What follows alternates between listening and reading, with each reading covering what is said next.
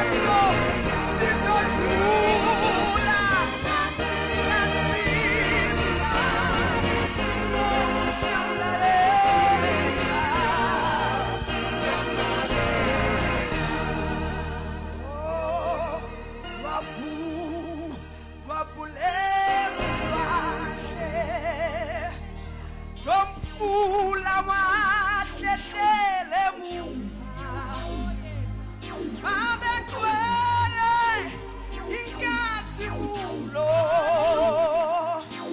ephakathi kwaJehova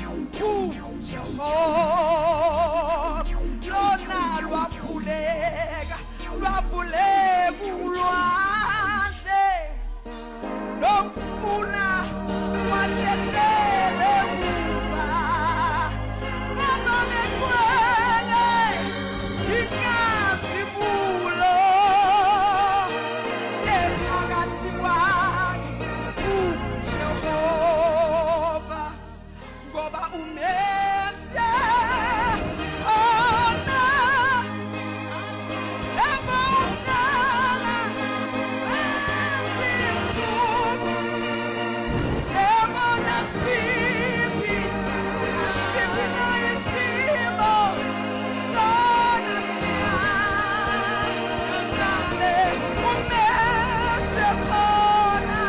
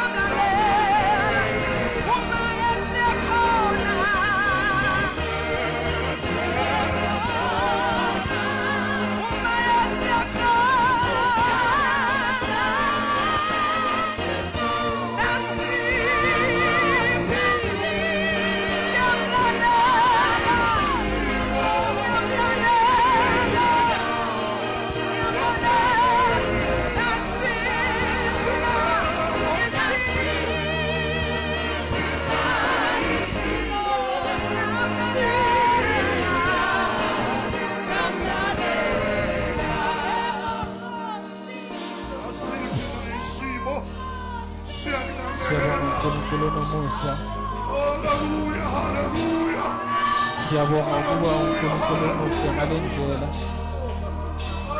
izimo zonke zakhaphulejwa ukuthi wena uNkulunkulu. Oh, hallelujah, hallelujah, hallelujah, hallelujah, hallelujah, hallelujah. Hey, Jesus, Jesus, Jesus.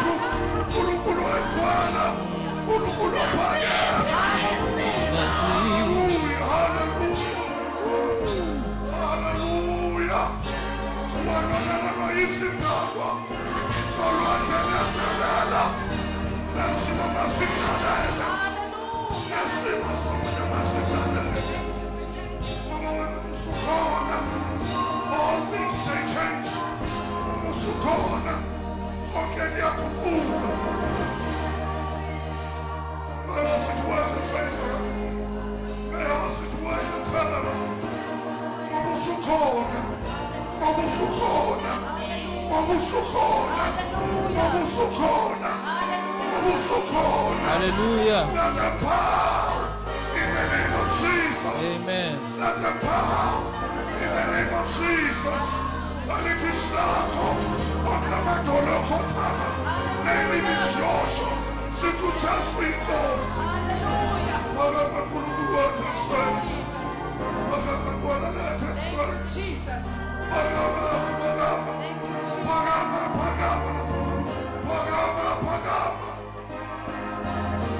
Hallelujah, hallelujah. Hallelujah, hallelujah. Jesus. Siphi na isimo sendawo. Akunandaba ukuthi isimo sinjani. Kodwa siyalalela. Thank you, Jesus. Hallelujah. Thank you, Jesus. Hallelujah. Hallelujah.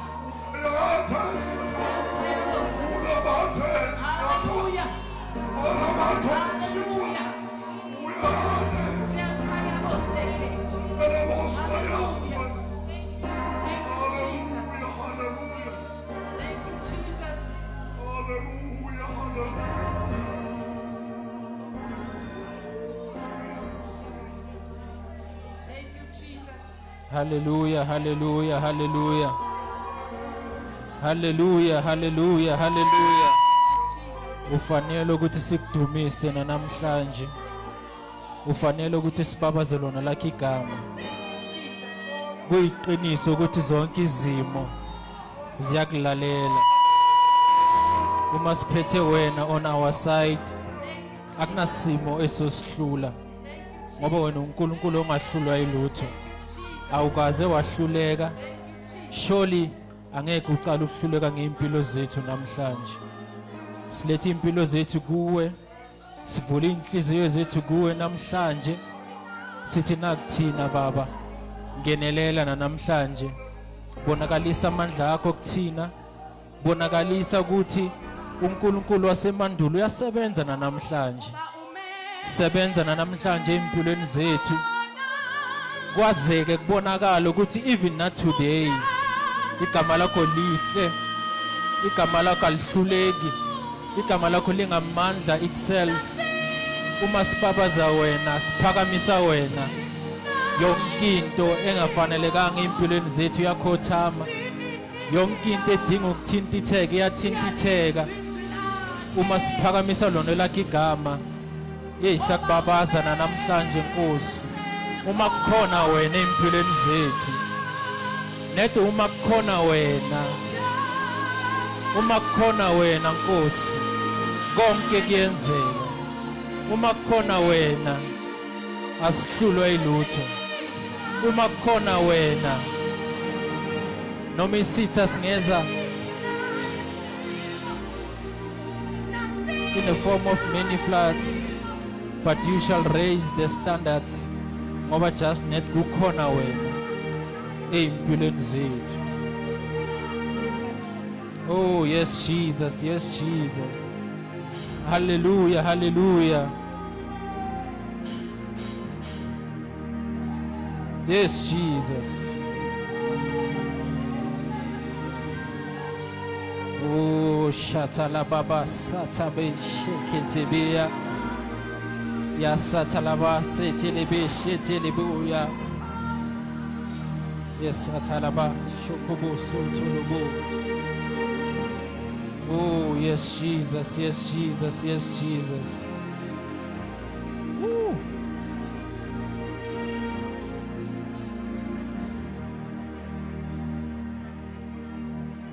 Singaphakama bazalwane, singaphakama sibambane ngezandla.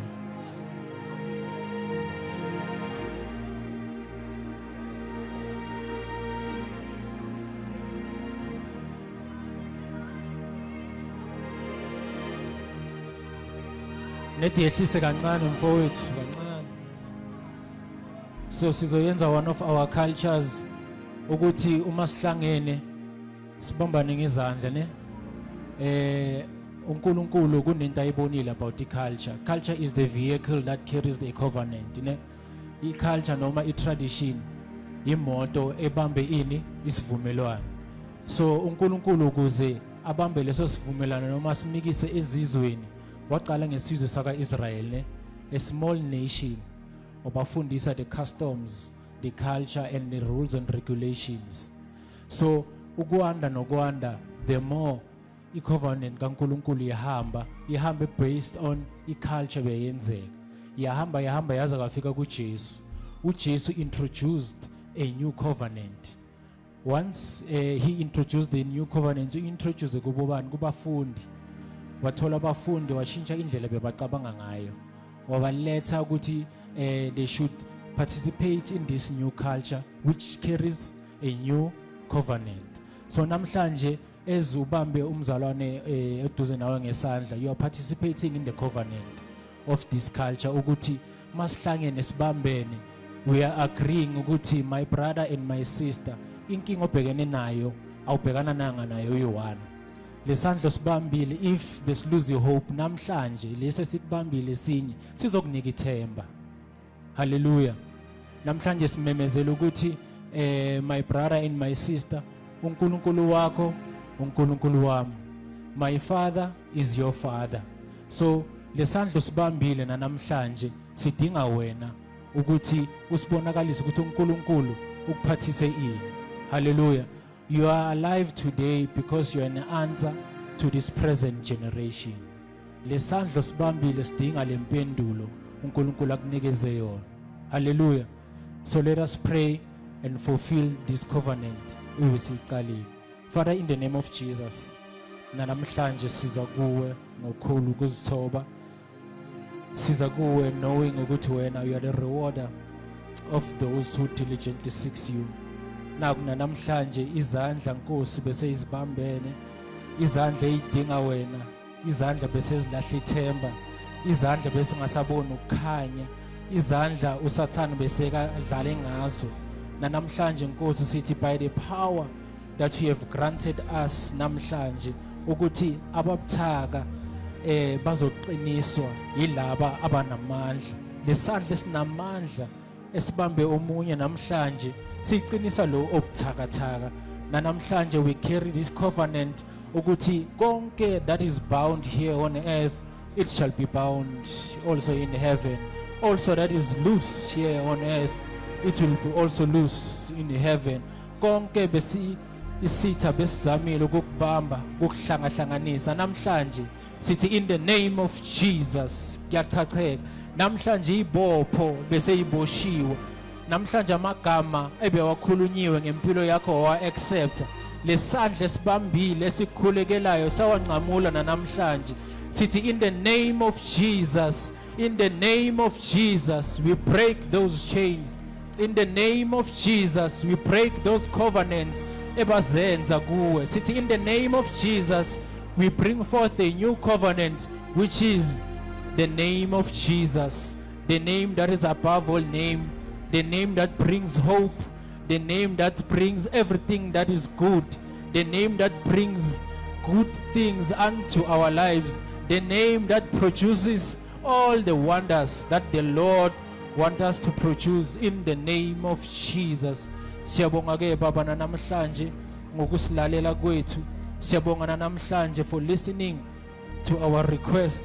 Siyabonga namhlanje Nkosi for amazulu akhona phakathi kule ndawo. Siyabonga namhlanje for umoya ongcwele for hovering unto this place, believing and knowing ukuthi sholo ukungena kwethu angekufane nokuphuma kwethu. Siyabonga namhlanje siphakamisa igama lakho sithi konke okuzoyenzeka namhlanje makuthuthukise imiqondo yethu, uhlanze nezinhliziyo zethu bese izwi lakho lizokwazi ukufezeka kuthina. Siyakhuleka namhlanje umkhuleko ngaligama osiphe lona elika Kristu Jesu. Amen.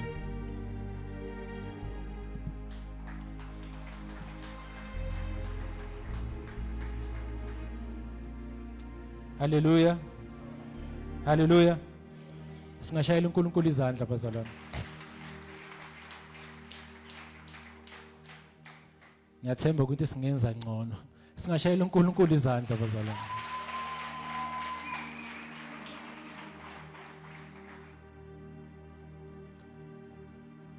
Mawushaya izandla ushayela uNkulunkulu acknowledge kuloko akwenzile akwenzayo naloko asazokwenza ne.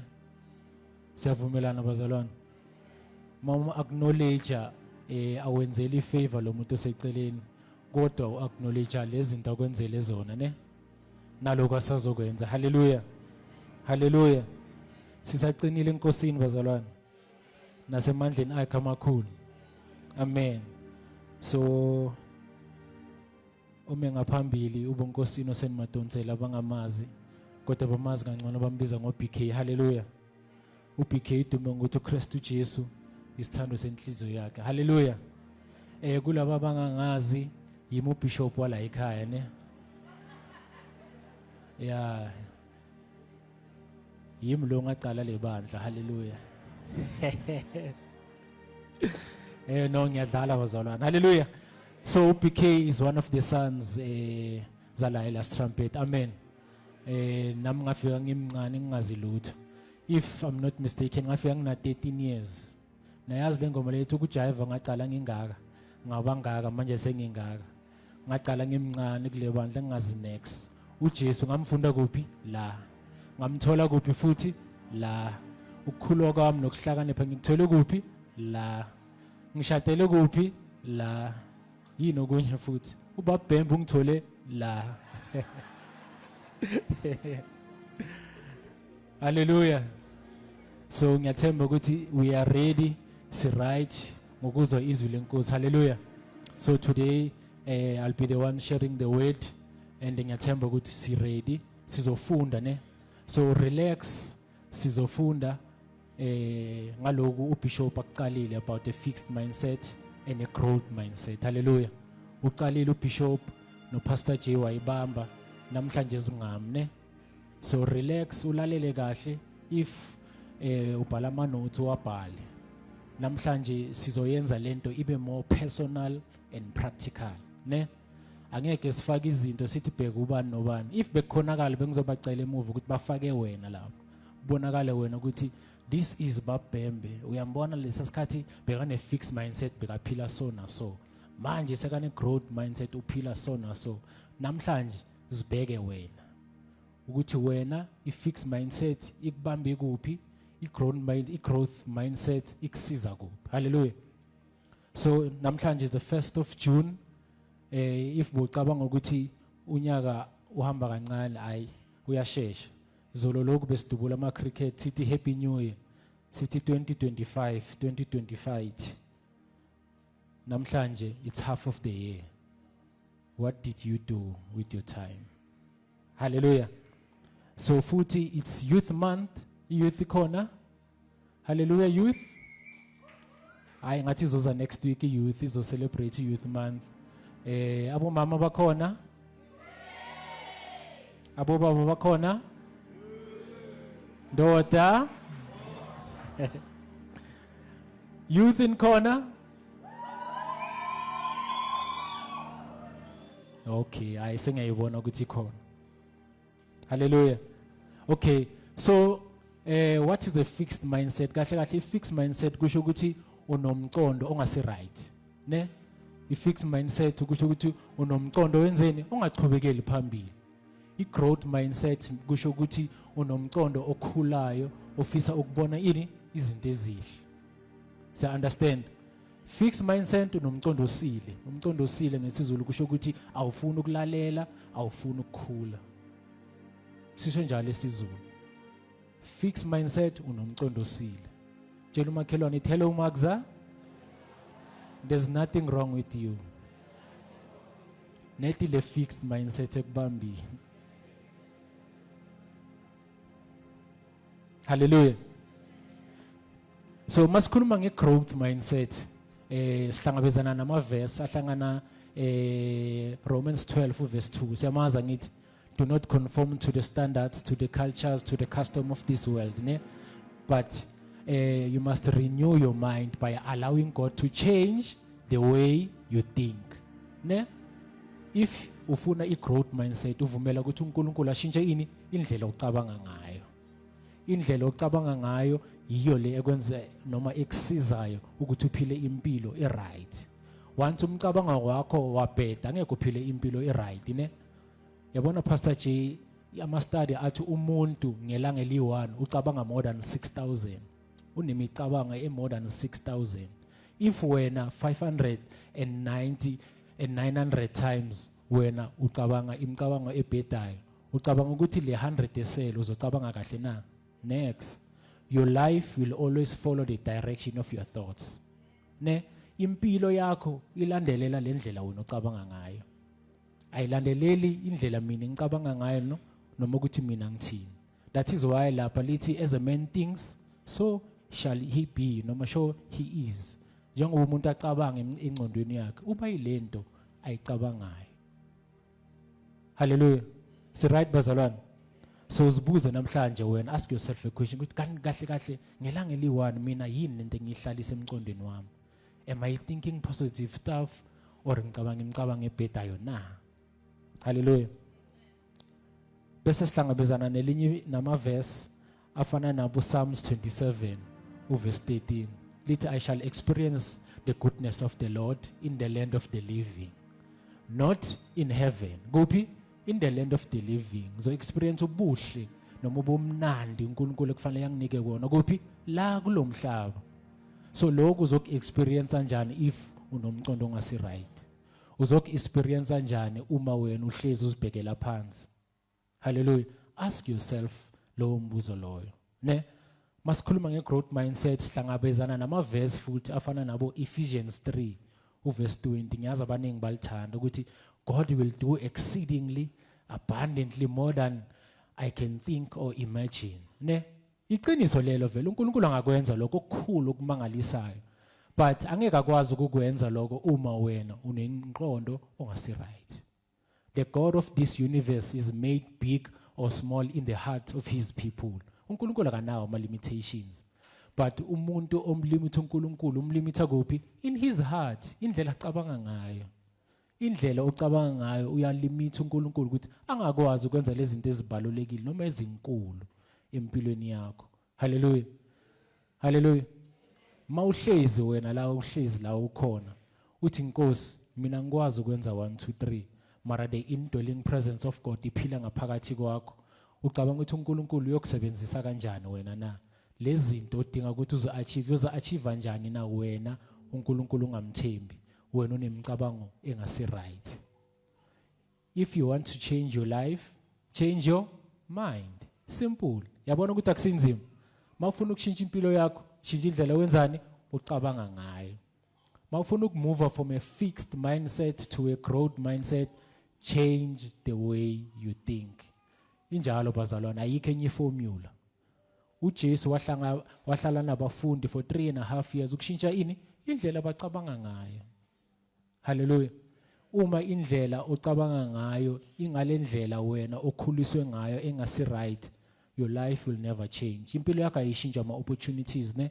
Amathuba azohlala vela. Hayi ukuthi mawuvelele ama opportunities ayi10 ngo2025 impilo yakho izotshintsha. If ulazy ngo2024, u2025 uzokuthola ulazy. Why? Because you haven't changed your mind. Change your mind, your life will change. Hallelujah. Masikhuluma nge-growth mindset, sikhuluma about hope. Growth equals hope. Ne? Growth equals hope. Masihamba nge-growth mindset, amazwi owakhulumayo matters. Ne? Izinto ozishoyo ngawo zinesisindo. Where the king speaks, there is authority. IBhayibheli lithi we are kings and queens. Where the king speaks, there is authority. Ukuthi wena uthini ngempilo yakho unesisindo lapho. Amazwi alandela lento ephuma kuwe noma impilo yakho ilandelwa lento ephuma kuwe. Lokho kushoyo ngawo vele kuzoba yiko ngoba kuphuma kuphi kuwe. Amazwi akwazi ukudictate ukuthi wena uyadlala noma uqinisile. Amazwi adictate ukuthi aphuma kuwe with authority. Hallelujah. Awulindi ukuthi kwenzeke kahle empilweni yakho bese uzokhuluma kahle. No, ukhuluma kahle kungakafikanga noma ungakabonanga into ehle. Bese ke lawo mazwi lawo alandelela lokho wena okushilo noma okholelwa kiko. Hallelujah. Awulindi ukubona ukukhanya uthi yase kuyakhanya. Ukukhuluma ukukhanya kuphi ebumnyameni. Hallelujah. That's part of a growth mindset. Amazwi anamandla. uShadrach, Meshach noAbednego mabahlangana noNebuchadnezzar. uNebuchadnezzar wenza istatue ne. Bakenza this statue uyabachazela uthi abantu abangeke bakhothamele la ngizobafaka kuphi emlilweni. Abantu abangayenzani ebangakhothami ngizobafaka emlilweni. Yes, bayayiblowa le trumpet abanye bayakhothama labo bafana bayi3 abakhothama. Bayabathatha babamikisa kuNebuchadnezzar. uNebuchadnezzar yababuza uthi iqiniso na? Bayamtshela bathi ya thina angeke sikhonze umunye uNkulunkulu. uNebuchadnezzar uthi kibo, okay, since nina nithi angeke nimkhonze lo uNkulunkulu, mina ngizonifaka emlilweni. So nina nithini? Izwa amazwi abawashoyo bathi thina angeke sizidefende kuwe. Kodwa uNkulunkulu wethu uyozosivikela. uNkulunkulu wethu uyozosivikela kuphi? Emlilweni. Izwa amazwi abawakhulumayo azange bathi yo mara sizoyenza kanjani. They spoke life in their lives ukuthi uNkulunkulu wethu uzosivikela. And nanoma ngabe kuthiwa kwenziwa lokho but kuyowazeka ukuthi thina senzani azange sikhothama. uNkulunkulu uyohlala kanjani angabasukumeli mabasho njalo? Imagine if wena babhembe uNkulunkulu basho lamagama lawo kubo ungahlala ungabasukumeli bozobasukumela. uma ukhuluma izinto ezipositive ngempilo yakho uNkulunkulu angeke ahlala angakusukumile. God watches over his word so that he can perform it. uNkulunkulu ubheka izwi lakhe so that azoperforma amandla akhe akuphi asezwini. But if wena ukhuluma izwi lakho ukhuluma in negative things, imagine ukuthi ubani okulindele ukuthi wena ukhuluma those negative things azoperforma lawo magama lawo kuwe na. Hallelujah. So right bazalwane, uma uDavid makahlangana noGoliath, uGoliath uthi kuye umnikeza lawo amazwi uthi mangibhekile ucabanga ukuthi ngiyinja, ucabanga ukuthi ungangcoba ngalezi zinto oziphethe ngalamatsha i5, ungangcoba na mangibhekile. Uthi mangiceda ukukubulala ngizokufida kuphi ezilwaneni. uDavid uza nala amazwi uthi wena uzwa kimi ngenkemba nangesiviko kodwa mina ngiza kuwe ngani ngalegama elinamandla la kaNkulunkulu waka-Israyeli. Uyabona, part of renewing your mind noma i-growth mindset, amazwi awakhulumayo matters kuNkulunkulu. Your words have authority, your words have density, ne amazwi aphuma kuwe self anamandla. Yes, abanye abantu bangakhuluma kabi ngawo, but wena ungayenzi leyo mistake yokukhuluma kabi ngawe. Hallelujah. It's right bazalwane. Hallelujah. Siqhubekela phambili ke sikhuluma nge-fixed mindset. Fixed mindset equals hopelessness. Umuntu makane fixed mindset wazi ukuthi makagcine ku grade 10 uthi avela impilo yami iphelele lapho. Umuntu one fixed mindset wazi ukuthi mangabe uhlulekile entweni uhlezi lapho. Uthi havele mina ngahluleka ngizoya njani phambili. Hallelujah. Abantu bazongihleka ukuthi mina sengimdala ngingaka sengibuyele edeskini. Abantu bazongihleka ukuthi ngimdala ngingaka khani ngicala ibusiness. Abantu bazongihleka ukuthi ngimdala ngingaka ngiyohamba ngiyofola lapha ngiyofolela ukuthi ngiyo-apply. Hallelujah. I-fixed mindset ileyo ukuthi wena umile kulezi zinto lezo ohluleke kizo. Umqondo osile loyo, umqondo ongafuni ukukhula. uNkulunkulu akakuvumeli lokho kithi ukuthi sibe nalomqondo loyo. Siyavumelana bazalwane. Once wangaba nalomqondo loyo ukuthi ha mina ngahluleka kuphi so angeke ngikwazi to rise above all. uNkulunkulu akekho in those words. uSathane ukuhlebela ini amanga. Si right bazalwane. Siyaweza lamagama ngithi if uhlezi kakhulu entweni ezikwenzakalele kabi, just know ukuthi i-fixed mindset ikubambile. So yini into ekufanele uyenze ukuze uphume ku-fixed mindset ungenelele ku-growth mindset. Hallelujah. So izinto esizozibheka lezo namhlanje ukuthi since ngine-fixed mindset ukuze ngiwele ngalo ku-growth ngihambe with i-full potential uNkulunkulu anginikeze yona to see my next noma to see the greatest version of my life fanele ngenze njani kanti.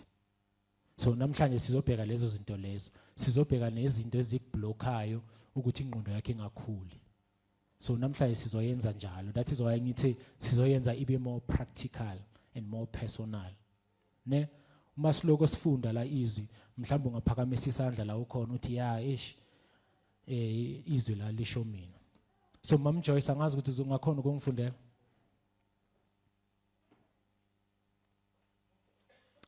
Sizofunda ngoMoses. Masikhuluma ngoMoses sazi izinto ezihle ekuqala azenzile ngithi siyazi ukuthi uMoses ukhipha abantwana baka-Israyeli kuphi ezweni lokugcilaza ngisho. Siyazi ukuthi uMoses bekakhuluma noNkulunkulu face to face.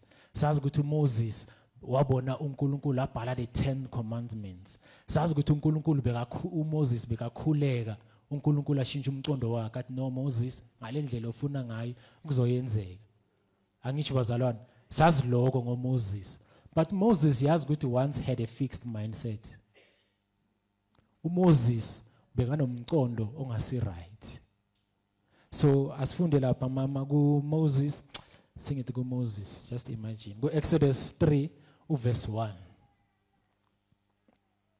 Exodus 3 verse 1 to 4 sibambe lapha sizoyishaya step by step. Exodus 3 verse 1 to 4.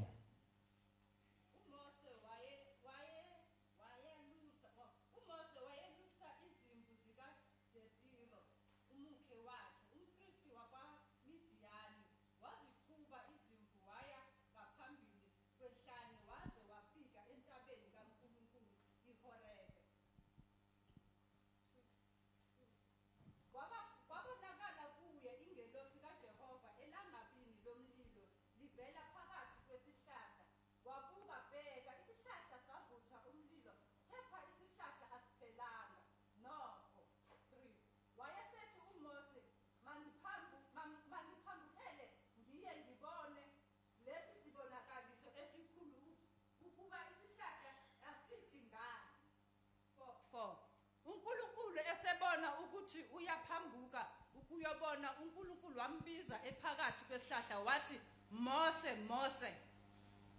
Amen. So uMoses ubona a burning bush, ne?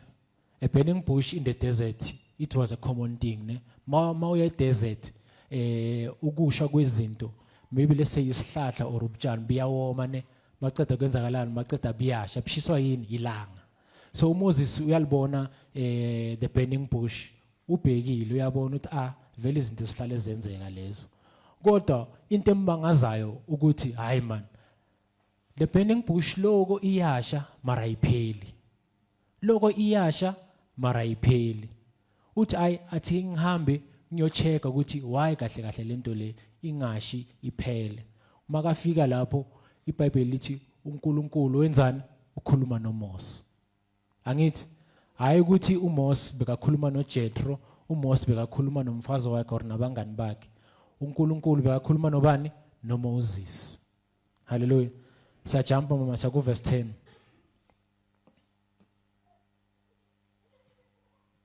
Verse 10 ngakho hamba ngiyakukuthuma kuFaro ukuba ukhiphe uGibhithe ngakho hamba ngiyakukuthuma kuFaro ukuba ukhiphe eGibhithe abantu bami abantwana bakwaIsrayeli. Amen. uNkulunkulu unikeza uMose ini assignment ukuthi hamba uyenzani? Ukhipha abantwana bami ezweni lokugcilaza kuphi? eEgypt. Sizwile kuthini? uNkulunkulu ukhuluma nobani? NoMose. Ne? uNkulunkulu ukhuluma noMose. uNkulunkulu ukhuluma nawe ukunikeza instruction wena ukuthi wena mangabe ufuna impilo yakhe ikhule kumele wenze 1 2 3. Wena what do you do? uNkulunkulu makakhuluma nawe. Uverse 11 uthini uMose mama? uMose wayesethi kuNkulunkulu ngingubani mina ukuba ngiye kuFaro ngikhiphe eGibhithe abantwana bakwaIsrayeli na? Amen. Uthi ngingubani mina? That's a fixed mindset. Sithizeni uNkulunkulu ukhuluma noMose. Sho ukuthi uNkulunkulu ukwazi ukwenza izinto ezikhulu, ne? Angeke amana amthume nje if angeke amsiza. Ngithi njengoba nawe uNkulunkulu makakhuluma nawe angeke akuthume noma athi if you want to improve your life yenza 1 2 3 bese angakuniki lawo mandla lawo. uMoses uthi mara mina ngingubani engama phambi kwaFaro? Ngingubani mara mina? That's a fixed mindset, umcondo ongasi right. Yazi why abe nomcondo ongasi right? Ngoba previous kwayenzeke izinto ezingasi right kuye. Wabaleka ngithi eGibhithe lana sekazithola sekakwenye indawo. So uNkulunkulu makamthuma yena ukhumbula lezi zinto lezi ezi-negative ezayenzeka empilweni yakhe. Uma uNkulunkulu akuthuma wena ukhumbula izinto ezi-negative na or ukhuluma lokho akushoyo ngempilo yakho na? What do you do? Hallelujah. Siyaqhubeka mama. 12 wathi ngizakuba nawe ngempela lokhu kuyakuba luphawu kuwe ukuthi ngikuthumile nxa ukhiphile isizwe eGibhithe niyakumkhonza uNkulunkulu kule ntaba. Umphendulile ke uNkulunkulu ukuthi I will be with you and this is your sign that I am the one who has sent you. When you have brought the people out of Egypt, you will worship God at this mountain. uNkulunkulu sakayaphendula. Ngithi bekambuza ukuthi mina ngubani? uNkulunkulu yamphendula ukuthi yena ngubani. Bese izwa ke ku verse 13 uthini uMose mama?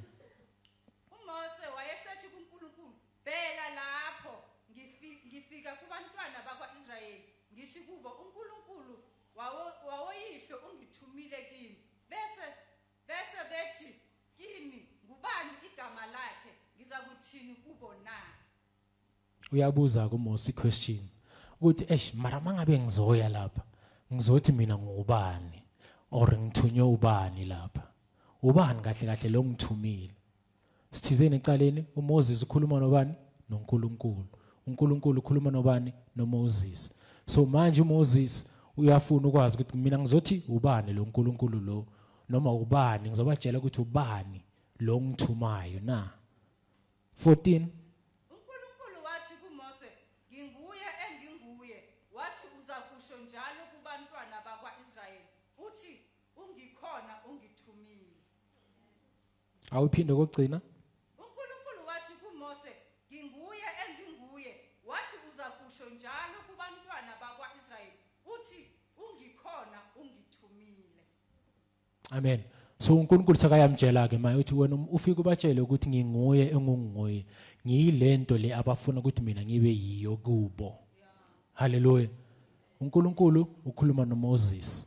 Uyamtshela uMoses.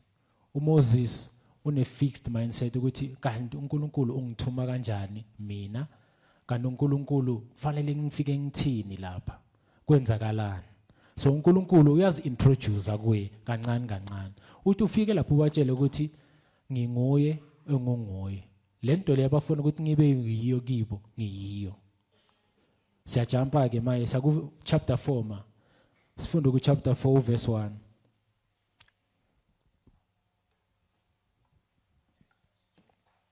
uMose waphendula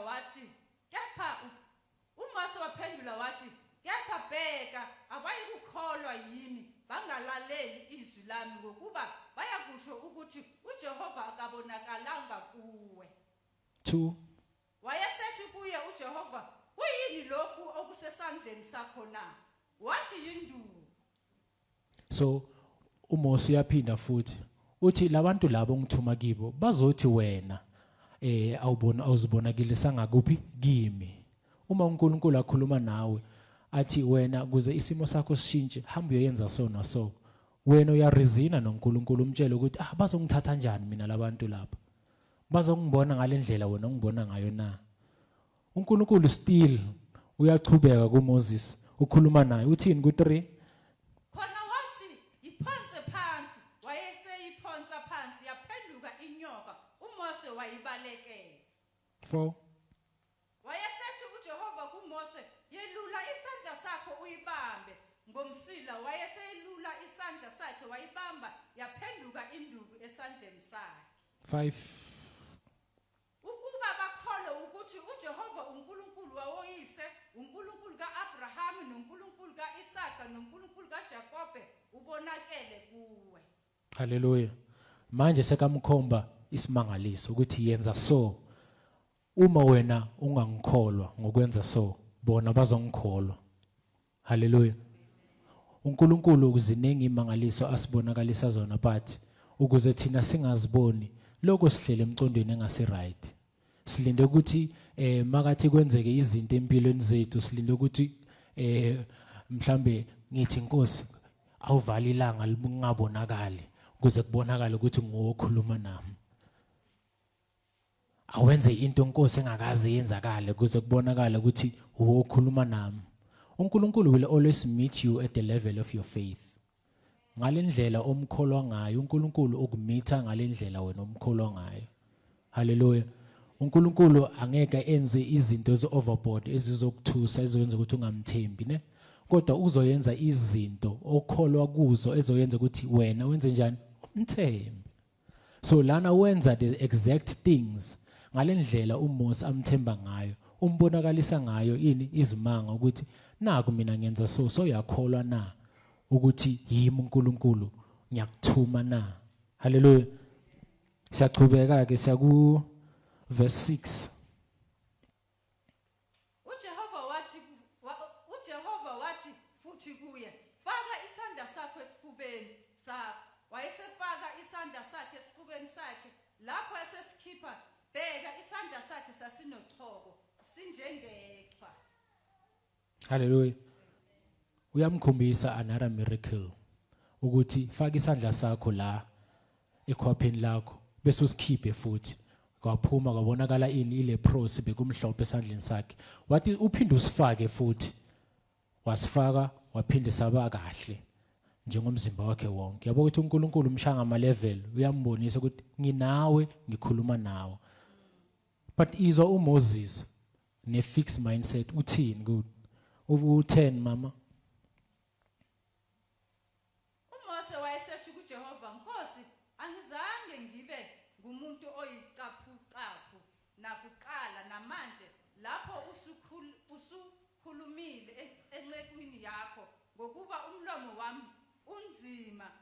malimi. But Moses pleaded with God, "Oh Lord, I am not very good with words. I never have been, and I am not now. Even though you have spoken to me, I get tongue-tied and my words get tangled." uMoses nanoma uNkulunkulu akhuluma naye uzama a way out ukuthi hamara Nkosi ngathi ulanda umuntu wrong. Mina ngiyangingiza lokungingiza so ngiyokwazi ukukhuluma njani mara nalabantu. That's a fixed mindset. Uma uNkulunkulu akhuluma nawe wena ubala zonke lezi zinto ezinegative ezakhe zakwenzakelela noma ubheka lezi zinto ezikwehlelile noma uzibheka ngalendlela leyo ukuthi mina ngikwazi ukwenza 1 2 3 mina ngagcina kuphi mina emndenini wami ngiyilast born mina vele estradini sami akaze kwayenzakalela into ehle but uNkulunkulu ukhuluma nawe. Uma uNkulunkulu akhuluma nawe, what do you do? Hallelujah. Uhlala ne-fixed mindset or uba ne-growth mindset. Yabona la le ndaba lesikhuluma ngayo, uNkulunkulu uzama ukusibonisa ukuthi uzamile ukukhuluma noMoses ngendlela eziningi. But uMoses bekanani ne-fixed mindset. I-fixed mindset sishilo ukuthi ilezinto ezikwehlakalele ezikwenza ukuthi ucabange ngalendlela. Uma wena ucabanga ukuthi italent lakho yilo lodwa elikwazi ukukusindisa, la lingasakusindisi khona, wena sowumile lapho uthi ayikho enye into engiyaziyo ngazi lokho kuphela. uNkulunkulu ufuna ukukubonisa to take you into the next level. Maloko lichubeka le verse uNkulunkulu lo ukukhuluma noMoses. uMoses lo kubhizi uyaphikelela uthi hayi uNkulunkulu ngathi ukhethe umuntu wrong. Lo kuzama ukumconvince uthi hayi ngathi ukhethe umuntu wrong until kwaze wafika la uNkulunkulu became angry with Moses. Wathi Moses, njengoba uthi wena ukwazi ukukhuluma, ubani kanti odala umuntu? Ubani odala umuntu ukuthi akhulume and angakhulumi? Ubani ofaka amagama emlomeni womuntu? Saka yamtshela ke manje uNkulunkulu, wena ungizela nezinto zakho ezinegative, mina ngiza nezinto ezipositive ngoNkulunkulu, ngikwazi ukwenza yonke into. But wena ungitshela izinto ezinegative. uNkulunkulu nathi uyasitshela ukuthi I am calling you ukuthi kube nguwe ozosiza umndeni wakho. I am calling you to rise above all hate. But wena lokuphikisana noNkulunkulu, if izingilosi aziphikisana noNkulunkulu, why amadodana wakhe namadodakazi aphikisana naye? Yini leyo? I-mindset engasi right. That is why mangithi sicala ngithi utshela umakhelwane ukuthi ayikho inkinga ngawe. Inkinga nede khona lo mcondo ongasi right. Hallelujah. Umcondo lo ongasi right yiwo lo okwenza ukuthi ungakhona ukwenza izinto ezifanele. So masibheka la masehla nayo le chapter, uNkulunkulu sakayamtshela ukuthi nangu umfowenu uAaron, hamba ke kuye and uzokuthokozela ukuthi akubone, uzokusiza ke ukuthi ukwazi ukufulfill na imission engikunikeza yona. Then kanse uMoses sekaqala enza lokhu uNkulunkulu amthume kona. Uyabona ukuthi uphikisane kaningi njani noNkulunkulu? Wena uphikisana naye kangaki na? Ask yourself those questions ukuthi uNkulunkulu uthi kimi, mina lokho ngiyamphikisa, mina lokho ngimtshela ukuthi ngahluleka. So what? Uhlulekile, so what? Makukhuluma uNkulunkulu kusho ukuthi usazohluleka futhi? No. Sithe uNkulunkulu wants to do exceedingly things. Angithi ufuna ukuzenza empilweni yakho, but uwe omlimithayo ukuthi angakwazi ukusebenza ngalendlela kufanele asebenze ngakhona. Why? Ngoba unengcondo noma unomcondo ongasi right. Hallelujah. iBhayibheli lasikhombisa abanye ebebane fixed mindset. uGideon, Judges chapter 6, uNkulunkulu ubiza uGideon, makambiza uthi Gideon, qhawe elinamandla. uGideon uyamangala uthi hayibo mina qhawe elinamandla mina. uNkulunkulu uthi ya nguwe iqhawe elinamandla, ngikunikeza na imission manje ukuthi hamba uyolwa lempi le ukuthi abantwana bakaIsrael bayincobe against amaMidian. Nangu uGideon uya kuNkulunkulu uthi mara mina ngingakwenza mara lokho, mina even nasekhaya ngilast born, umndeni wasekhaya awubalulekanga. God doesn't care about those things. uNkulunkulu makakubizile ukubizile.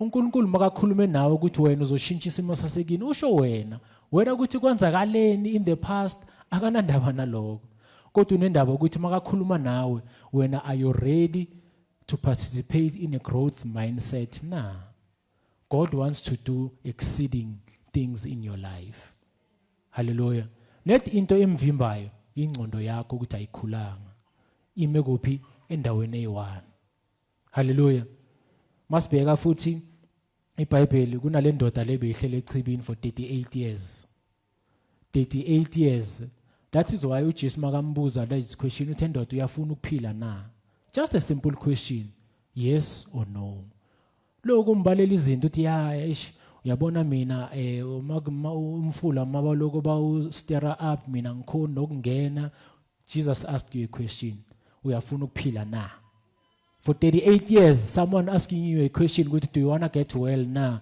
bese wena umbalela izitori why he fixed the mindset ngoba ile ndlela bekacabanga ngayo bese kahleli ukuthi vele mina ngisihluleki vele mina ubani marozo ngiphushela lapha vele ingilosi mayifika izamazamisa lapha sengizohlala ngibheka abanye ukuthi bazoyenzana ubani futhi ozowela that is why kwamenza ukuthi ahlale for isikhathi eside fixed mindset the more uhleli ku fixed mindset the more udelay iprogress yempilo yakho you'll never see the greatest version of your life uma ingcondo yakho isemendaweni eyi1 cabanga uNkulunkulu ophila ngaphakathi kwethu akwenza ukuthi uphila average ikhona le uNkulunkulu akasidelelanga ukuthi siphila average uNkulunkulu wants us to do great things mighty things ngoba we have the indwelling presence of him inside of us angeke ukuthi unomoya engcwele mara wenza izinto ezi-average mina ngiyala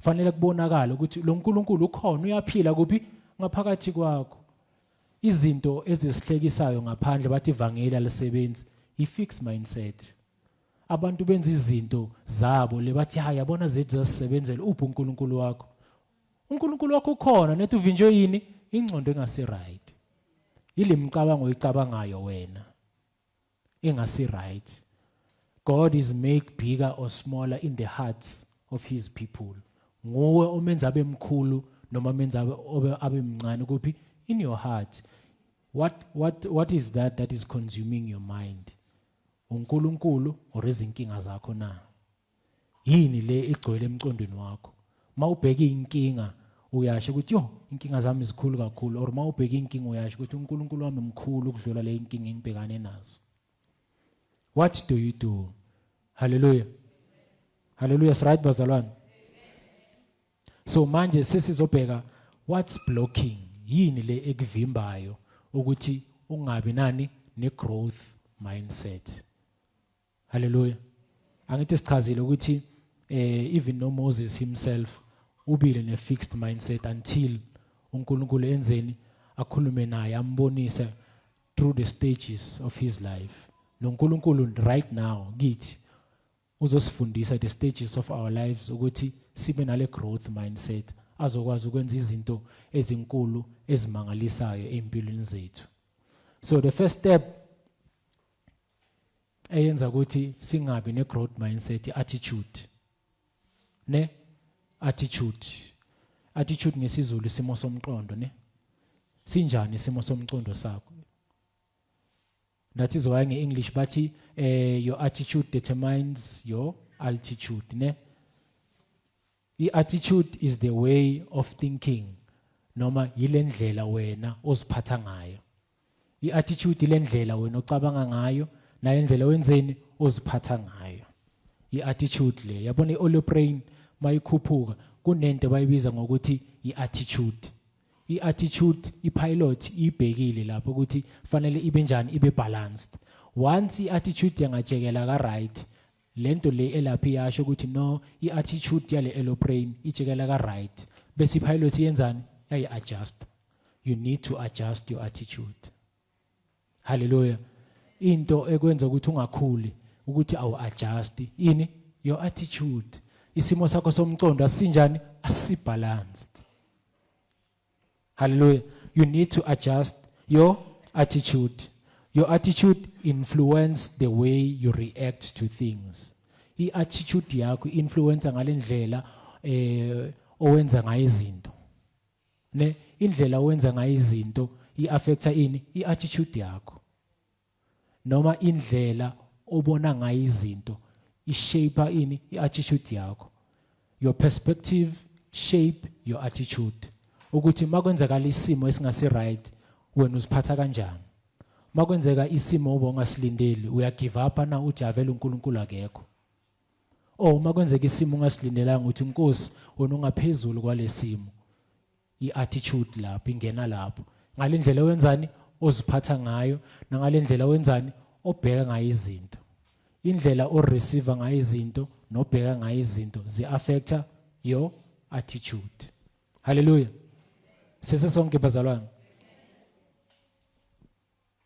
Buza umakhelwane, hello Magza. How is your attitude?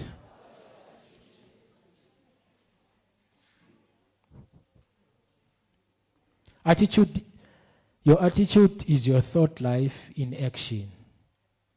Your attitude is your thought life in action. I-attitude le thina siyibonayo, indlela oziphatha ngayo, siyakwazi ukubona ukuthi wena ucabanga kanjani. Ne? Indlela oziphatha ngayo, thina siyakwazi ukubona ukuthi kanti uBabhembe ucabanga so. Why? Ngoba uziphatha ngendlela enjani? So. If uBabhembe usnacks, siyazi ukuthi emcondweni wakhe kugcwele izinto ezinjani? Snacks. If uBabhembe uright, ukhuluma amazwi alright, siyazi ukuthi une-attitude enjani? Right. Nge-English bathi bangaba uziphathi kahle bathi your attitude stings. Sho ukuthi indlela oziphatha ngayo yenzani? Iyanuka. Hallelujah. So your attitude, indlela oziphatha ngayo, i-indicator ukuthi engqondweni upstairs ucabangani. Hallelujah. Uyabona ukuthi attitude ibaluleke kangakanani? Thina siyakubona indlela obehave ngayo, siyakubona ukuthi lo mzalwane ucabangani. A person's attitude is shaped by their perspective. Njengoba siyishilo le. Your attitude is your attitude, and no one can force you to have a good one or a bad one. Indlela oziphatha ngayo uwe okwazi ukuziphatha kahle nokuziphatha kabi. Akekho umuntu onamandla ukukutshela ukuthi iziphathe so bese wena ungabi nalawo amandla la ukumtshela ukuthi no, mina ngifuna ukuziphatha so. I-attitude yakho akekho umuntu ongayithatha kuwe. Nguwe odecideayo ukuthi ngifuna ukuphila so noma ngifuna ukuphila so. Hallelujah. Your attitude is yours and no one else can tell you ukuthi kufanele uziphathe kanjani. Nguwe odecideayo ukuthi ngiziphatha kanjani. Hallelujah. Izwe namhlanje zibheke njengoba sikhuluma ukuthi siya transform to a fixed mindset. Uzibheke ukuthi mari isimo sami somcondo si right na. Ukuthi uNkulunkulu uzosebenza kanjani kuba isimo sami somcondo singalendlela. Hallelujah. I-attitude, cousin yaka attitude ukcomplain ne. Yeah. I-cousin yaka attitude yona i-attitude yakho i-negative. Uzoyenzani? Uzocomplain. And akekho umuntu ocomplainayo izinto zakhe zihambe kahle. The more you complain, the more you'll remain in your wilderness. Abantwana baka-Israel bekufanele bathathe just 11 days. 11 days, 1.5 week. Kodwa kwabathatha 40 years ukuthi bangene ezweni lesithembiso. Ngani? Ngocomplain. Makwenzeka izinto empilweni yakho, do you tell God what you need or uyacomplaina na? Angikhumbuli nangevesi eliyi-1 elithi mele size kuNkulunkulu ngokucomplaina. Noma we must enter into the courts with complaining. Even nomthandazo lo esiwaziyo uJesu wafundisa abafundi, our Father who art in heaven. Alithi our Father who art in heaven, here are we are complaining. No. Ayisho njalo. Kodwa abantwana baka-Israel bebacomplaina nga-everything, cabanga. Everything. Labantu laba bebashange ekhona ebusuku, bane-ekhona emini. Mara still beba-complain. Bebathola ukudla mahala esigangeni. Cabanga, imagine. But still baya-complain. uNkulunkulu ukhipha amanzi ema-elitsheni. Still basa-complain. Khona la uNkulunkulu wagwata khona, ba-complaina, wathumela izinyoka zabaluma. Kwafa abantu abaningi. Just by complaining. The more you complain, ubulala izinto ezihle uNkulunkulu akuphezona. The more you complain, the more uSathane umvulela umnyango angene. Uzobalabala nga everything. Umuntu ocomplainayo ublame noma ubani. Ukuthi mina abazali bami azanke bangenzele 1 2 3. Vele mina ngeke ngize ngifinyelele la. Vele abazali bami bathanda ubhuti wami kakhulu ukudlula mina. That is why ngiso. Vele ugovernment usinika nemali encane ama 350 sofika kanjani la. Complain nga everything. But ufuna uNkulunkulu ayenze exceedingly abundantly empilweni yakho, awuyazikhohlisa. Umcondo ngasi right, umcondo sile loyo. Hallelujah. Weigh yourself manje, ubheke wena ukuthi am I complaining enough or am I telling God what I need and thanking him enough na? Lento complaina ngayo kunomuntu onganayo. Lento complaina ngayo, maybe let's say you complaina ngecathulo, uthe le cathula ngizithandi kunini lokho nginazo. Khona umunye osidingayo onganazo hamba ngezinyawo. Amen. When you complain uthi hayi le ndlu le incane le ngihlala kiyo, hayi kanti lo ngihlala khona umuntu onganandlu. Hallelujah. If you complain about what you have but you want more from God, why must he gives you? Why must he give you those things? If you complain ngaloko nako, mara ufuna uNkulunkulu akunika okukhulu yokunika kanjani ngoba naloko akunika kona uyocomplainela vele. Why mela kunike? Mawufuna uNkulunkulu enze exceedingly, mele ubonge. Ukubonga kumultiply izinto. Cabanga ukubonga kwenza ukuthi 2 fish and 5 loaves zimultiplyeke, kufideke over 5,000 yabantu. Ngenxa yokubonga nje kuphela. uJesu makayihlangabezana noLazarus afile 4 days. uJesu uthi, "Baba ngiyabonga ukuthi mangikhuleke uyangizwa." Lazarus vuka kwayenzeka. Hallelujah. uJehoshaphat makayelwa impi, bacula nethi ingoma eyi-1, "Give thanks to the Lord, his mercies endures forever." Bancoba le impi. Ukubonga kokuncobela izimpi. Just ngokubonga kuphela. Uyabona ukuthi uyamove from fixed uya ku growth. But the more you complain, uyahlala la kumele la uhlale khona. Let's say mhlambe kufanele kukuthathe 7 days ukuthi uNkulunkulu akumikise la ufuna khona. Bese wena uyacomplaina Monday kuyangezeleleka. Mhlambe kuyokuthatha 20 days. Ma ucomplaina futhi kuyangezeleleka. The more you complain, the more you'll remain in your wilderness. The more you complain, the more uba nomcondo stagnant. And emcondweni no stagnant izinto zinjani aziphili. And the more incondo yakho ingakhuli, kunezinto ezifayo empilweni yakho.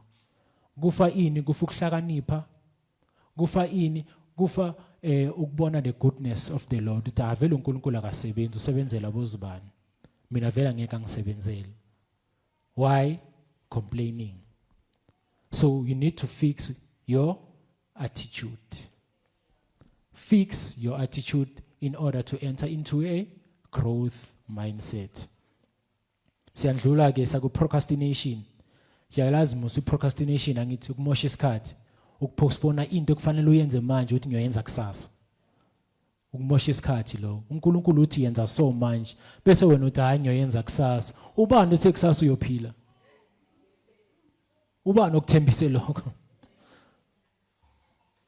Just imagine. Yazi wangayenza into kusasa bekufanele uyenze namhlanje, uluza lokho kuhlakanipha lokho uNkulunkulu akunikeze kona namhlanje. Uluza lawo amandla akunikeze wona yokuachieve le nto. Fana nomuntu makuzothiwa umuntu hamba uye esikolweni nini lonyaka, athi yena hayi mina lonyaka ngifuna ukuthatha igap year ngizoya lonyaka ozayo. Umosha isikhathi. You are wasting your time. In the kingdom of God, time matters. Isikhathi sibalulekile embusweni kaNkulunkulu.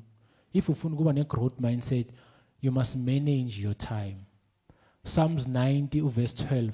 uDavid uthi, "Oh Lord, teach us to have a heart. Noma teach us to number our days so that we may have a heart of wisdom." Ngifundise ukuthi lesikhathi onginike sona isebenzise kanjani. uNkulunkulu ukunikeze isikhathi ukuthi wenze izinto ezihle ngalesikhathi. Akakunikezanga ukuthi uspend isikhathi ubukela iTV. Akakunikezanga ukuthi uspend isikhathi ubusy kuma social media. Cabanga 24 hours of the day. What have you done with your time? Mele uziweye lapho ukuthi isikhathi sami ngisebenzise ngendlela e-right or ngendlela engase right. Once ungasebenzisa isikhathi sakho ngendlela e-wrong angeke ukhule. You will never grow while wasting your time. Hallelujah. The more you waste your time, the more you lose hope. The more you waste your time, the more you lose hope.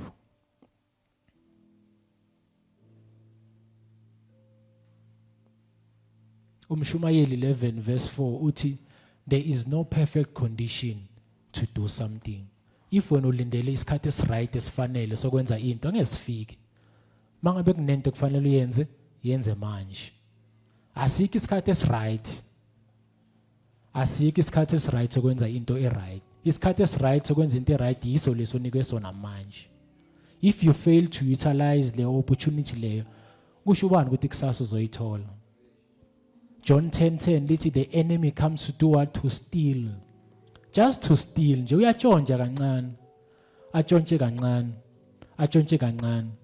Bese mase kaqedile ukutshontsha, wena uzozibamba ikhanda uthi ha mara angisanako lokho. Bese uyenzani? Uyakubulala, uyakubhubhisa. But into aqala ukuyenza wenzani? Uyatshontsha. Utshontsha lesikhathi onikwe sona, akwenze ukuthi lesikhathi onikwe sona ungasebenzisi ngendlela efanele. The enemy comes to steal. Utshontsha ini? Utshontsha ukuhlakanipha kwakho by you wasting time. Mawumosha isikhathi, kumele wazi ukuthi ukuhlakanipha kwami kuyatshontsheka. Hallelujah. It's right bazalwane. Mangabe umntwana uyazi ukuthi uyobhala i-exam Monday, but wena logo awustudish. Logo wena ubukela i-TV. Logo wena ubhizi nefone. Logo wena ubhizi nabangani. Ucabanga ukuthi ukuhlakanipha uzokuthola na? No. Into ozoyikhumbula ilokho ukuthi abangani bakho bebathini. Ilokho ukuthi amasoaphi bewathini. Instead ukuthi ukukhumbule lento boyistudisha. Angithi wena bokustudisha ngendlela e-wrong nabangani. Ni studisha ukuthi nifuna ukuphila life. Angithi ama results we procrastination is disobedience, ne? This delay obedience is disobedience. Uma ungalaleli noma uthi hayi ngizoyenza into ngesikhathi esithile awulalelanga. uNkulunkulu makakutshela ukuthi yenza into ngesikhathi esiso uthi wena uyoyenza later. Kufana nokuthi awumlaleli uyamtshela ukuthi hayi Nkosi lesikhathi sakho asi right for mina. Mina nginesikhathi esingcono for ukuyenza lento. Ukuprocrastinate lokho. Hallelujah. So wena sibheke manje ukuthi in order for me to have a growth mindset ngimosha isikhathi na or ngisebenzisa isikhathi sami ngendlela e-right. So umbuzo bowubuzwa lapho ukuthi umuntu mangabe uyaprocrastinate uyazibona na? Umuntu mangabe umosha isikhathi uyazibona na? I-answer ithi mele uzibuze ukuthi why am I doing this thing and what am I doing? Mawufuna ukubona ukuthi uyamosha isikhathi mele uzibuze lo mbuzo lo ukuthi yini le ngiyenzayo and kungani ngiyenza. Bese lapho sozozibona ukuthi ngimosha isikhathi or I'm using time efficiently na. What am I doing and why am I doing it? Sozozibona ukuthi awumoshi isikhathi. Hallelujah. Siyaqhubeka bazalwane. I hope sisese sonke. Ithi hello Magza. Umosha isikhathi na or usebenzisa kahle? Sekumele aziphendule yena ukuthi yena uwenza njani. Okay, okunye kusiblockaya ukuthi singabi nengqondo ekhulayo i-anger. Ne? I-anger isenza ukuthi singakhuli masingabantu. I-anger is the condition where the tongue is much faster than the mind. I-anger iyenza ukuthi ulimi lwakho lusheshe lukhulume ukudlula ingqondo yakho. Mawukwatile uhluleka ukuprocess izinto ngisho bese wenzani? Khuluma kakhulu. Instead ukuthi usebenzise ingqondo yakho before ukhuluma, awusasebenzisi ingqondo yakho, usebenzisa ini? Ama feelings. Ngoba mina bangenze so ngizomtshela. ngizomtshela ukuthi mina ngubani. Ngifuna ukumtshela wonke amagama akhona. I-anger leyo bazalwane. uNkulunkulu ukhuluma noCain uthi Cain kanti yini lento leyo kwenza ukuthi ube so? Awazi ukuthi nawe uma ungenza kahle uzofana nomfowenu na? Anger ikubambile, it's at your doorstep, but you must master it. Uyamtshela uNkulunkulu uthi i-anger ifikile. I-anger ifuna ukugwinya, mara wena nguwe okwazi ukuyimastera leyo. Wahluleka ukuyimastera yambamba i-anger. I-anger icala as an emotion. If uhluleka ukuyibamba as an emotion, ifika kuphi? Kuma actions. uCain uhluleka ukuyibamba kuma emotions, yafika kuma actions. Wayenza kanti obulala umfowabo. Wena mawuhluleka ukubamba i-anger kuma emotions, nawe khona izinto ozozibulala, khona abantu ozobabulala. Maybe wena uzothi hayi mina I'm not a murderer, angibulala umuntu, angithatha umphefumulo womuntu, kodwa umuntu uyambulala ngamagama wakhulumayo. Umuntu uyambulala nge-silent treatment. Umuntu uyambulala ngalendlela ombheka ngayo. I-English ithi if looks could kill, many people would have died by now. Indlela obheka ngayo abantu kwatile, yazi le look le umuntu akunika yona makakwatile. Nawe uyabona uthi hey, if bekungenzeka bengangicumba phansi manje. If looks could kill, many people would have died. Ne i-anger leyo iyo le ekubambayo ehlala kuwe. Iyo le esivimbayo esenza ukuthi singakwazi ukwenzani, singakwazi ukukhula. uNkulunkulu akakwazi ukwenza lezo zinto ezinkulu empilweni zethu ngoba thina sigcwalisa i-anger in our hearts. Amen. Anger is an emotion. Anger iyafana ne-happiness, ne-joy. But if you fail to control i-anger, izokwenza ukuthi wenze izinto ezingafanelanga. Why? Ma ujabulile uyakhona ukuzicontrola. Mara ma u-angry awukhona ukuzicontrola. Zibuze leyo mbuzo loyo. What do you do when you are angry? Do you take revenge or do you forgive? Wenzani mawukwatini? iBhayibheli lithi ilanga lingashoni wenze njani? Usakwatile. Yabona Vuyo, if ilanga lishona ngo6, lishona 6:30 I mean, bese wena ukwata ngo6 noma ngikwatisa ngo6, una 30 minutes ukuthi uzosorte out. Serious, iBhayibheli lithi lingashoni ilanga usakwatile.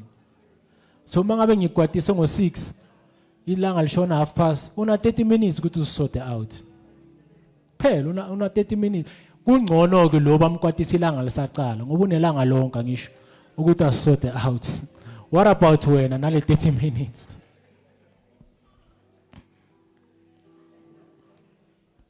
I-anger is dangerous bazalwane. Uncontrolled anger leads to bitterness. Uma uhluleka ukuzivimba noma ukucontrol i-anger, ikulidela to bitterness, uzozonda abantu. Ne uma umuntu akwenze into ebi uzocala ukubazonda ngoba wena uyahluleka ukubamba ama-emotions wakho. Lapha ku-Proverbs lithi umuntu ohluleka ukucontrola ama-emotions wakhe ufana ne-city without any gates. Kungena noma ngabe ubani. Yayibona indlu engakanjelwanga, abantu badabulapha noma kunini. Indlu engana fence engakanjelwanga, noma ubani uyadabulapha lapho. So umuntu ogcwele i-anger enhlizweni yakhe ufana nendawo engakavikelekanga ngoba wena into masiyikhuluma iyaku-offenda. Sikhuluma lo uya-offendeka wena. Sikhuluma lo uya-offendeka. Ubona umuntu sekakufaka ku-podcast ukuthi ya umuntu so ongonile. Hallelujah. I-generation yethu esiphila kiyo, once umuntu angagila or akwenze kabi uyakuneka. Instead ukuthi akuxolele wenzani? Uyakuneka. Usebenzisa le engenayo ukuthi aziphindisele. And iBhayibheli lithi i-revenge akabani? YakaNkulunkulu. Ukukwata kwethu akulethi ukulunga kwaNkulunkulu. Nangelanga eliwani nanoma ungakwata kangakanani uthi ngikwate for a good cause, it won't bring forth the righteousness of God. Ayikho leyo, uyazikhohlisa. Once wangalokhu ukwate kakhulu, just know ukuthi uNkulunkulu won't do exceedingly abundantly more than you can ever think or imagine. Hallelujah. So kune verse elinzima about anger leli ngifuna silifunde. Mama lilapha ku Matthew 5 uverse 22. Nala screenini singayifaka Matthew 5 uverse 22. This is a word that we should read right now about anger. Sibheke ukuthi ianger ibhlungu kangakanani. Matthew 5 verse 22 mama. Kepha mina ngithi kini, iloyo naloyo othukuthelela umfowabo uyakuba necala lokwahlulela noshoyo umfowabo ukuthi silima uyakuba necala emphakathini noshoyo ukuthi siwula uyakuba necala lokulahlwa esibokweni somlilo. Izwil umuntu othukuthela omunye umuntu number 1 he is bound to judgment. Ngale ku Romans lithi there is no condemnation for those who are in Christ Jesus. Ohamba ngemizihambiso zakabani zakamoya oyingcwele. But uma uthukuthelela umfowenu so uyaphuma kulesa sithembiso lesa ungena ngapha kwisithembiso sani se judgment. Uyabona ukuthi enga ibhlungu kangakanani. Wena ukwatela umuntu awumcoleli kanti awazi ukuthi uzimosha wena. Wena uzimosha ngokuthi uzongena ku-internal judgment. Ubiza abantu ngezilima kanti awazi ukuthi wena uzobasela umlilo ngokwakho. Lithi umunye ubiza umfowabo ngesilima or umuntu omenze kabi ngesilima uzobasela umlilo wasesihogweni. Just imagine. Ngenxa yani yokukwata. Yabona ukuthi ukukwata impilo yakho akuyibenefit nganext. Akuyisizi nganext. So why uhlalise anger in your heart? Izokusiza do. Hallelujah. Buza umakhelwane thela uMagza unayi anger na. Mela ziphendule yena lo mbuzo. Okay. Ipoint lokugcina about izinto ezikubhlokhayo ukuthi ungakhuli unforgiveness. Ne ukungacoleli. Ukungacoleli kuyakuvimba ukuthi ingqondo yakhe ingakhuli. Ne? What is unforgiveness? Forgiveness is nqumo osenzayo ukuthi lo muntu oso ngizomphatha ngendlela eright. Forgiveness is a decision, it's not a feeling. Hayi ukuthi mangabe bakwenze kabi uthi hayi mina ngiyocola mangizizwa kahle. Akwenziwa lokho. Umuntu uyancuma ukuthi namhlanje umuntu oso ungenze kabi kodwa ngizomtreata ngendlela enjani eright. Awucoleli umuntu ngoba uzizwa ukuthi ngiright for ukucola ne. Number 2, awucoleli umuntu ngoba ucolisile. Amanga usathana walethaya la ukuthi umuntu umcolela makacolisile kuphela. Let's say uyahlala 20 years akacolisi. Uyoloku umkwatela. Uzimosha wena. Forgiveness is setting the prisoner free and not knowing ukuthi the prisoner was once you. Forgiveness ukhipha umuntu kuphi ejele. And lowo muntu loyo bani? Nguwe. Mawucolela uzisiza wena, awusizi the next person. Ne? When you forgive someone, you are helping yourself. Uma mina ngikwenze kabi mfowethu, uma wena ungicolela, awusizi mina. Uzisiza wena. uPeter lapha ku Matthew 18 uthi Jesu yazi ngizwile bathi umuntu kufanele ngimcolele kayi7 manje wena uthini uJesu uthi hayi umuntu umcolela kayi7 times 70 ngelanga li1 yazi equals to ban 490 ngelanga li1 umuntu umcolela kayi490 just imagine if ngikwenze kabi manje kumele ungicolele if ngikwenza kabi kayi490 ngelanga li1 kumele ungicolele akusho mina kusho yini kusho iBhayibheli. If you want to have a growth mindset umuntu kumele wenzeni umcolele. Forgiveness is not easy ne. That is why our minds needs to be disciplined ukuthi baba cela ungisize ukuthi ngikwazi ukuthethelela. angeke umthandazo uthi baba ngithethelela amacala ami njengoba nami ngibathethelela. Uma wena ubathetheleli yena uyokuthethelela njani? Father, forgive them for their trespasses as you forgive us against our trespasses. Hallelujah. Hallelujah. Mawuhlalisa ukungacoleli enhlizweni yakho uyagula, uba nezifo eziningi. Uma lokho wena uthi lo ngimgwadela ngimcolela, sizomangala thina sikubona uwonda, sizokubuza vele sithi iwenze njani, uyajima? Bese uphatheka kabi. Uyabo? Why? Ngoba wena ucoleli. And umuntu ongacoleli uba nalezi zifo lezi ezibukeka ngathi zihla, bo arthritis, sugar diabetes, meningitis. Zonke lezi zifo lezi zibonakala ngathi zihla. Once wangahlala ungacoleli, udlalela kizo. Hallelujah. Ukucolela kubalulekile in the kingdom of God. Uma uNkulunkulu yena akwazi ukusicolela thina every day, who are we to not forgive? Zibuzo leyo mbuzo uthi mina ngubani mara uma ngingacoleli? Ngoba nami khona abantu engibonayo. Nami ngiyafisa ukuthi bangicolele. Forgiveness leads to emotional healing. Mawucolela imizwa yakho iyakwazi kuba right. Forgiveness resolves our relationships.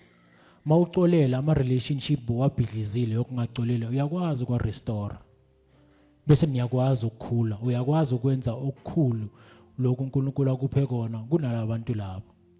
Cabanga, let's say if mina ngikwenze kabi wena ungicolelanga, kuvela isimo ukuthi wena kufanele uze kimi ukuthi kukwenzakalele right noma impilo yakhe ithuthuka, uzokhona ukuza kimi ungakangicoleli? Angeke. Why? Because i-unforgiveness izala i-pride ukuthi angeke ngize ngiye kuye, wangenza so na so, wangigila so na so, angeke ngizongomfana, angeke ngizongomfazi mina, abafazi bangenza so na so. But lo mfazi lo omela uye lokumela kuncede to go to the next level. But if wena usese naleya nzondo awunako lokho ukucolela, angeke ukukhule, uzojika usemnyango uthi ngiyathola elinye ithuba. Hallelujah. That's the dangers of unforgiveness. I-unforgiveness isinceda, i-forgiveness isinceda kuphi? Isinceda ngokuthi we are healing open wounds, ne? We are healing ama-trauma ebesibhekane nawo. If kune-trauma bobhekane nayo wena bese awucoleli, usathane uyakwazi ukungena akuhlebela amanga, ne? Mawune-trauma owakhe wandlula kiyo usesemncane ungacoleli noma wena ungazicoleli, usathane uyakwazi ukungena akubambe ngalento le wena ongakhona ukuzicolela ngayo bese ayisebenzisa against wena. Athi uyakhumbula kwayenzeka into ebuhlungu kuwe, namanje izoyenzeka vele. Namanje izoyenzeka lento le ebuhlungu. Once ungazicoleli noma ungacoleli uzokubamba ngaloko usathane. Bese ke angeke ube nomcondo njani okhulayo. Hallelujah. So lezi izinto ezikublockayo ukuthi ungabi ne-growth mindset. Awukwazi ukukhula ubhizi ubhekana nalezi zinto. Buza umakhelwane futhi, hello Magza, unayo i-forgiveness na? Sekazoziphendula yena.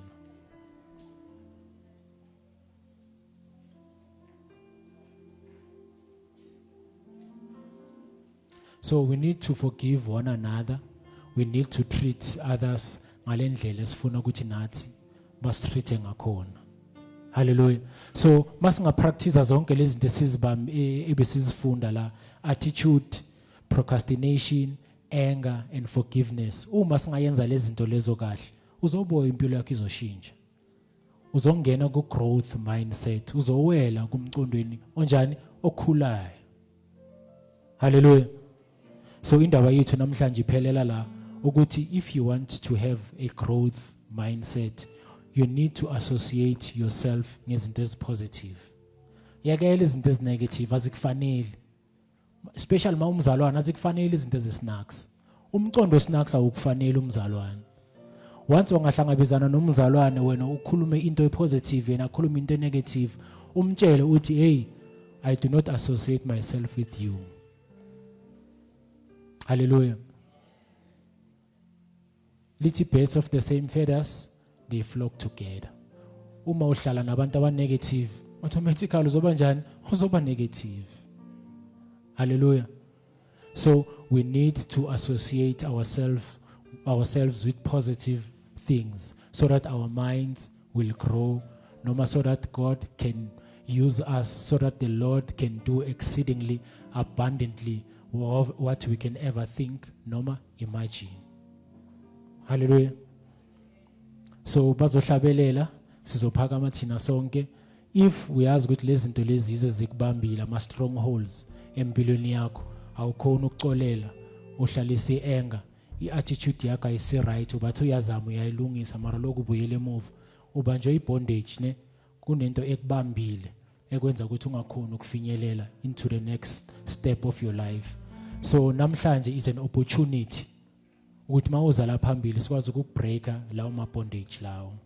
So if there's anyone othi mina ngihlushwa ienga, ngihlushwa ukungacoleli, ngihlushwa ukumosha isikhathi, ngihlushwa ukungalungisa isimo sami somcondo, feel free to come forward sizokukhulekela.